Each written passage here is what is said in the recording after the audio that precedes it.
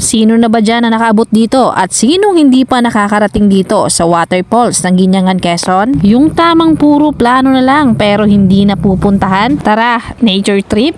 Pero bago yan, ako si Maymay, probinsyana, kayumangging kaligatan, rider minsan, tiga bukid kadalasan. Eto na pala yung pangalawang beses na makakapunta ako dito sa Busay Falls ng Magallanes, Ginyangan, Quezon. Kung ako sa inyo, isama nyo na ito sa inyong mga bucket list. Bakit hindi mapunta-puntahan? Kung naka 4 wheels kayo ay pwede kayong makadaan dito.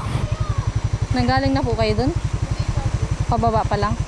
Simula dito sa parking area, humigit kumulang 10 minuto ang inyong ibababa hanggang makarating doon sa waterfalls. At take note, free entrance po dito, walang bayad. Dito pa lang sa bungad ay makikita mo na yung hagdan-hagdan na rock formation na akala mo'y sinadya. At eto yung unang waterfalls na bubungad sa inyo. May kataasan ng unang waterfalls at eto naman yung pangalawa, maliit lang yan. At dito yung pangatlo. O diba? Pwede kang pumili ng pagliliguan mo dito. Hindi ka marunong lumangoy? Dito ka sa maliit. At kung gusto mo maglambitin, dito ka sa pangatlong waterfalls. At syempre, huwag niyong kalimutang magdala ng pagkain.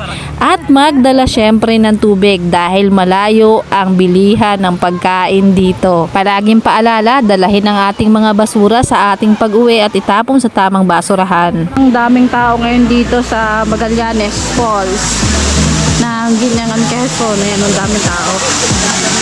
Dun sa baba, may dalawa pa dun. Madami rin tao dun na pwesto. Ayan. Dami pang narating.